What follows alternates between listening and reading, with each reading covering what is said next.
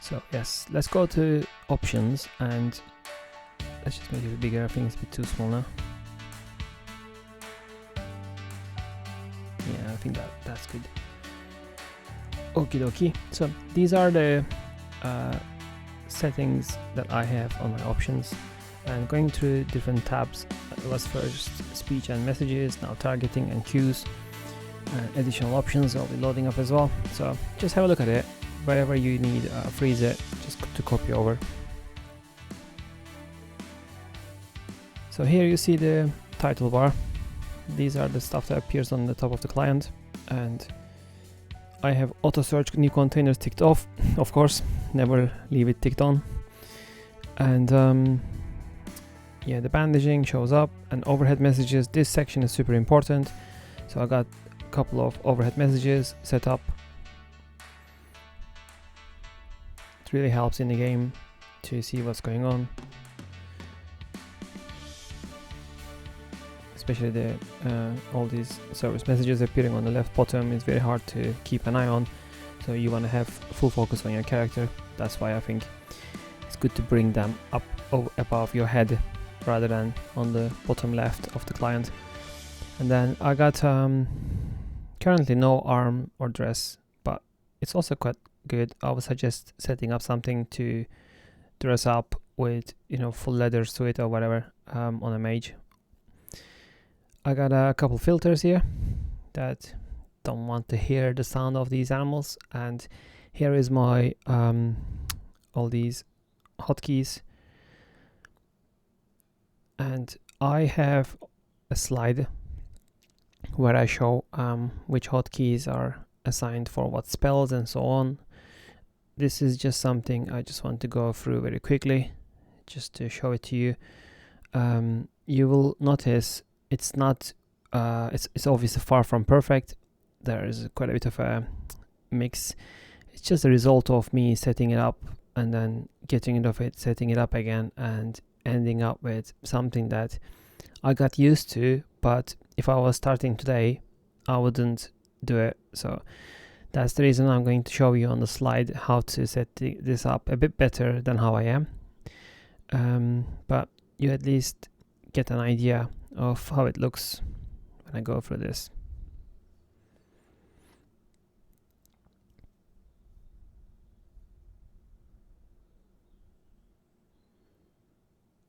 For some of the actions here, so for instance, drinking cure pot versus just casting cure on myself and so on, I have hotkeys plus I have some macros. The reason is I tried different ways to see which one works better, and in some of these occasions I had some issues, and like for instance that macro for drinking cure, I never use it. I can just get rid of it, but just I don't know, just kept it there.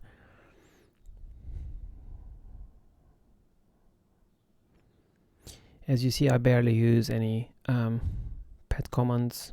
In fact, a couple of things set up there, I hardly ever use them.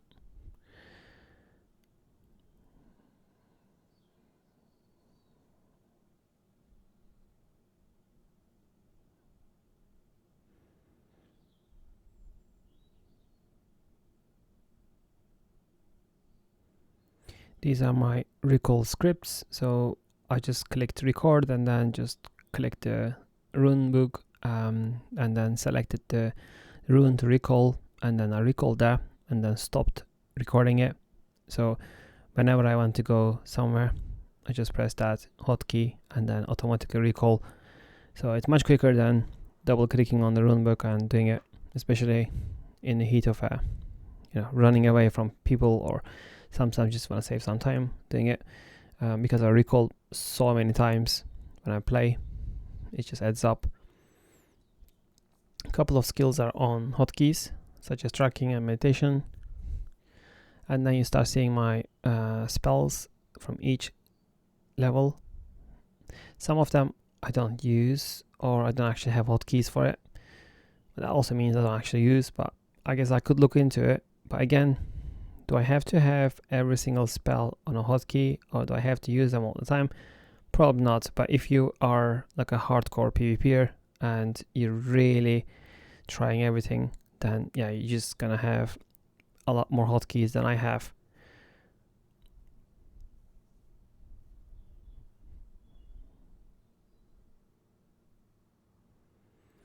And then my targeting, which is quite, I guess, quite a hot topic, right? So a lot of people want to know how to target better. I use a couple of different ones. I will also show this to you on another slide, a bit easier to see, all in one page. So this is just to kind of talk through in a video, but yeah, just hold on for it, and then in the next chapter of this video I'll be showing you exactly what kind of targeting I have, all on one page. And yes, I'm using my mouse for targeting and the keyboard for different type of targeting. So my mouse wheel up and down always is set for previous or next target, depending on the combination. So if I press, for instance, Alt and then wheel down, it does next non-friendly player target. But if I just do wheel down, then it's going to be the next player.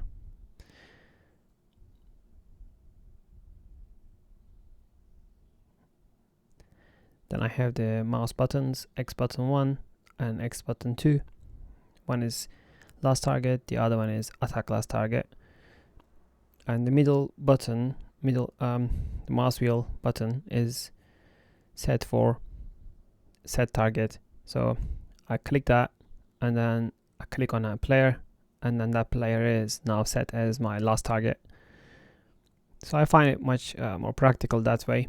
I think the mouse wheel and the mouse button commands are something that I really like compared to most of my other hotkeys, which are quite random.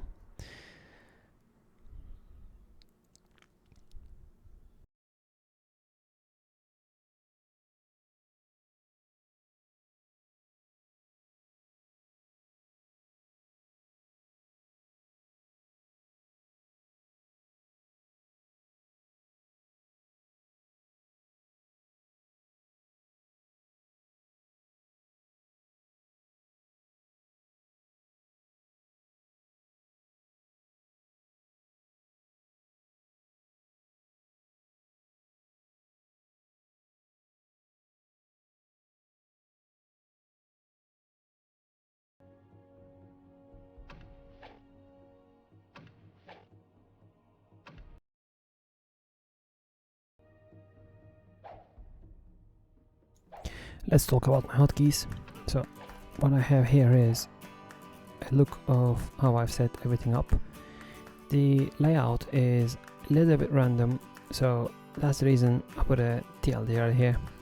I'm gonna let you to read this, and you can of course freeze it here, copy exactly how I've done it to yours, but don't do this one. In fact, do the next slide. So instead of this first one, I will do it in this second way I'm gonna show you right now. I got it in two groups. The orange is direct keys, which are top priority. The blue ones are the second priority, which requires you to press the Alt button after you press any keys that you see on the keyboard to do what I kind of show here. So as an example, you could be pressing the Z button directly to kind of cast a flame strike.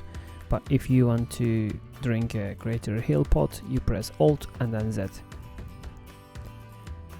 And I've explained the thinking behind how everything works on the selection of the hotkeys I have there. So for instance, if you want to do a gate escape, the reasoning behind it is you might want to carry a heavy load and you don't want to drop it on the ground, so you could just press your hotkey for the macro that opens a gate to your house, and while you're holding on to the item, for instance, it could be a heavy iron ore, and this way, without having to walk around, you just hit your key and then you get that. And I think another thing to consider is the reach, right? So if you are pressing Alt and then having to press another button on the keyboard, you don't want it to be too far for your hand reach. So that's something to consider. Of course, you have 2 Alt buttons on the keyboard, but it just makes things a bit more complicated. And when you start moving your elbow and the wrist all directions during the PvP, it could get a bit messy. So you might press the wrong buttons, and that's not ideal. And just to note, I don't have a full-size keyboard like shown here. I'm using a 10 keyless, so I don't have the numpad section. That's the reason I'm just using that left part of the keyboard mostly. Let's talk about my targeting next.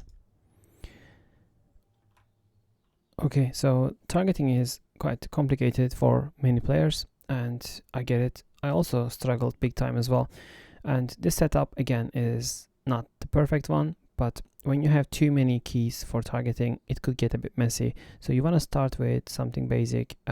Most people, I think, will be okay with just setting up a targeting on a mouse wheel for next target, previous target.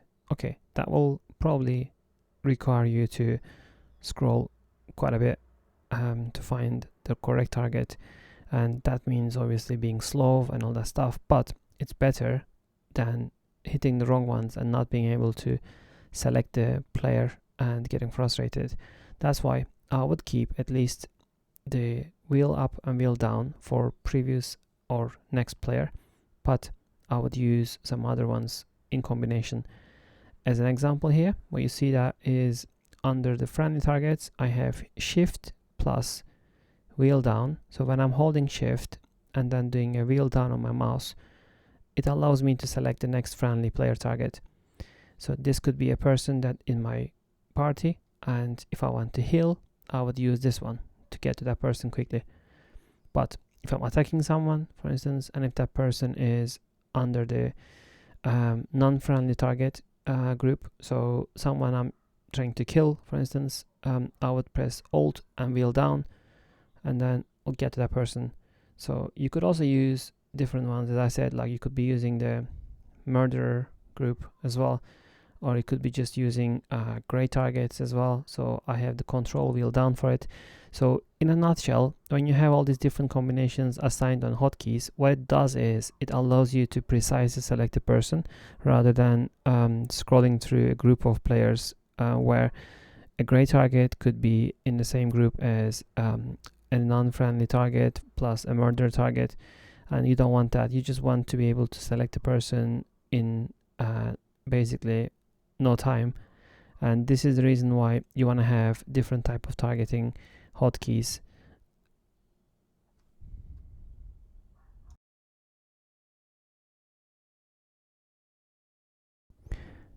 And this is the only script that I have, and I occasionally use it during PvP. So this basically is just for whether if there are groups and they just keep para spamming me, or if there is a Nox Mage who is just spamming poison spell on me, I go for this one. Otherwise, this script is not great for my PvP, so I keep it off, and that is pretty much it, really. Don't have any macros for PvP. I just moved it. This was, I think, a macro before. I moved it to a script. Kind of works better. And you see it does during cure. It says pouch when I cannot move. If I need, if I'm under 46 HP, it drinks yellow potion, which is the greater heal. And if I'm poisoned, drinks orange potion, which is the cure potion. And if I cannot move, has the pouch. I think because it says it twice here, probably causing some issues. I'm not the best at scripting, you might have noticed. And yeah, that's literally the only one. I can copy paste this to description if you want to use it, but I recommend you to get something better than this. And like I said earlier, I just use hotkeys. I don't have any automation in my PvP. Even the spells and so on don't have anything set as last target. So when I click Flame Strike, for instance, it doesn't automatically cast it on the person. It makes it available. Then I do last target whenever it's the right time. And that's it. Hopefully this video will help you. I've been asked to do something like this for a very long time. In fact, I think one of the first persons asked me was nearly a year ago. And I'm glad that it's out and it will help you to build your own character on the server, and hopefully you will enjoy the game more. And I want to talk to you about how I started with Ultima Online, and then how did it all lead to this kind of gameplay. So when I first started playing, I struggled big time because my ping was so high and it took me a really long time to practice PvP. And once that ping was sorted, I really got hooked up with PvP and ended up with basically solo PKing others. This was like a over 2-year transition, and I ended up playing it for like 6 years and quit for nearly 15 years. And in December 2020, I started playing at Outlands.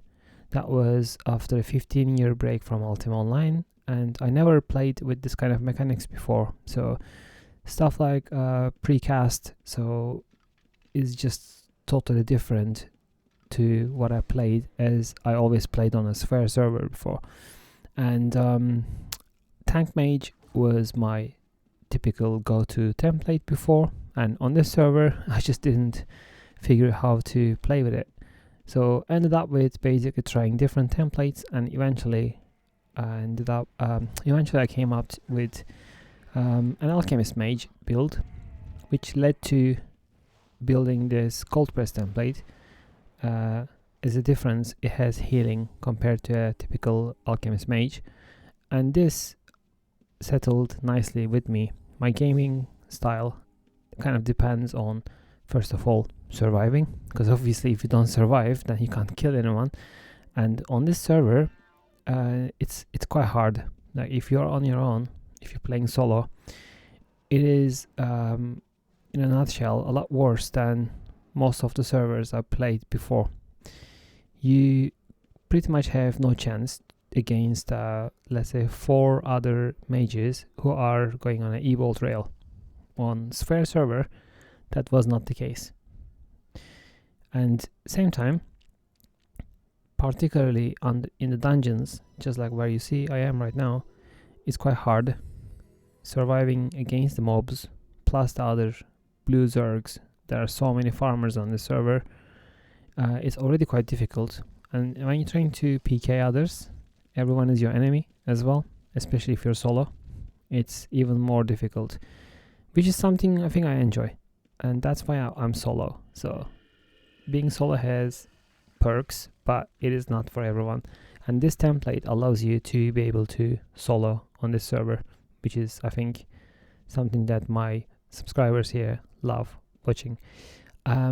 So let's just talk about my tactics as we kind of started getting into detail about being a solo PK. If my template here is clear to you and you enjoyed this video, and if you have any questions and so on, leave a comment. So I'm going to be happy to help you, to reply to your messages as well, and to be able to kind of play the way I do. Couple of suggestions I have for you, and these are pretty much some top level tactics. If you have seen my other training videos, you will obviously learn more about how I kill other players.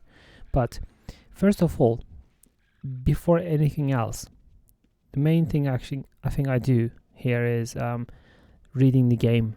So when I run around, I'm watching everything.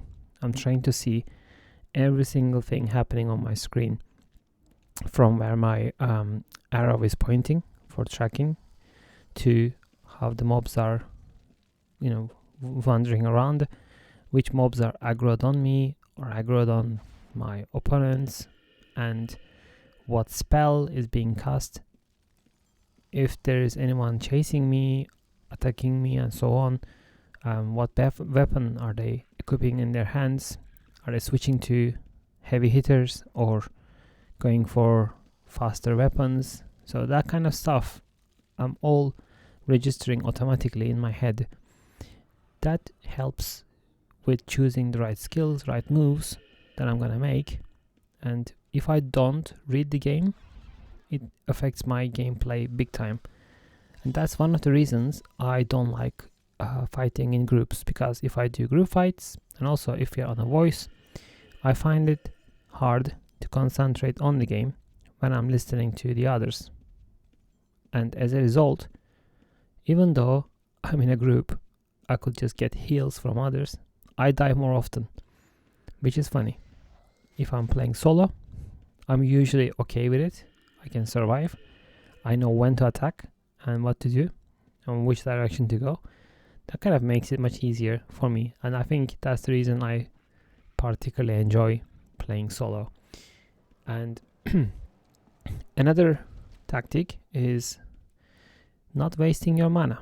So if you are casting a spell and if it's not going to help you in any way, for instance, you're casting E-Bolt, but your opponent is healing halfway through and likely to recover that with using less mana or a single bandage, you would rather not waste your mana and keep it.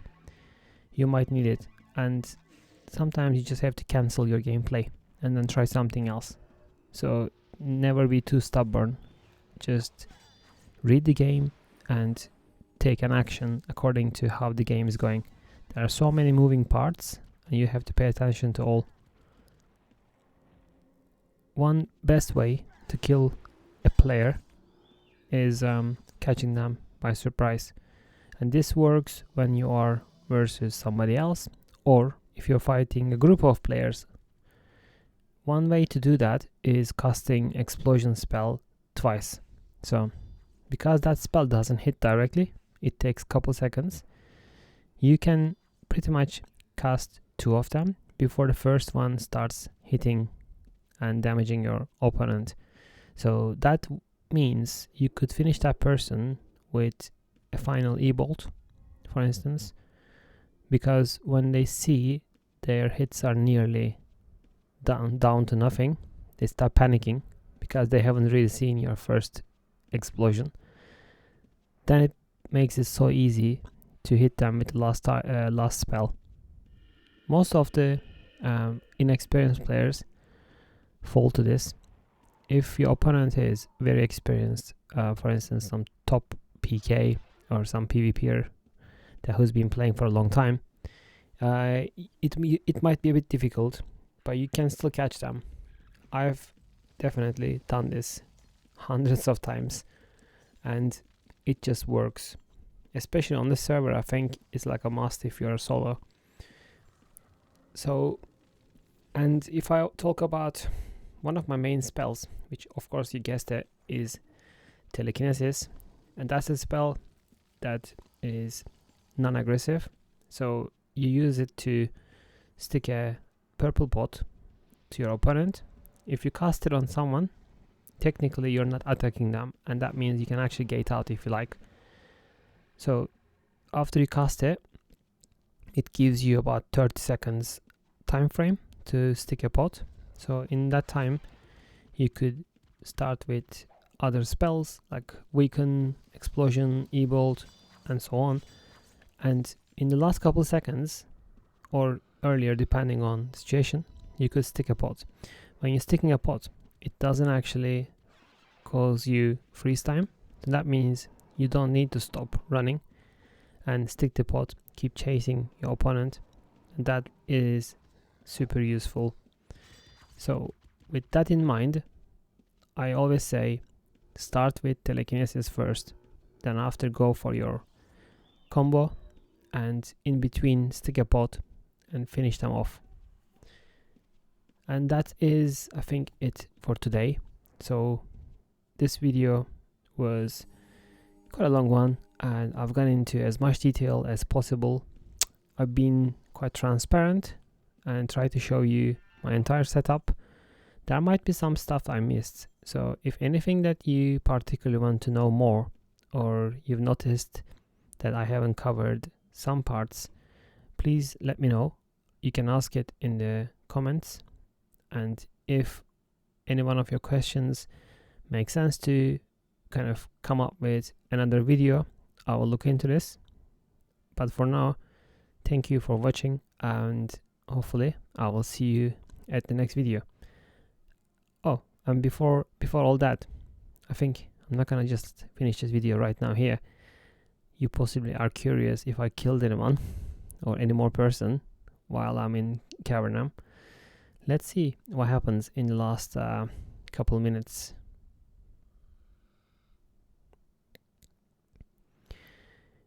And maybe I'll just talk you through my thinking here. So I made myself invest, just holding on a bit, probably having a drink, and just waiting for someone to come by.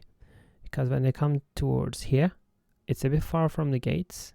It gives me enough time to kill someone, especially if I hamstring them.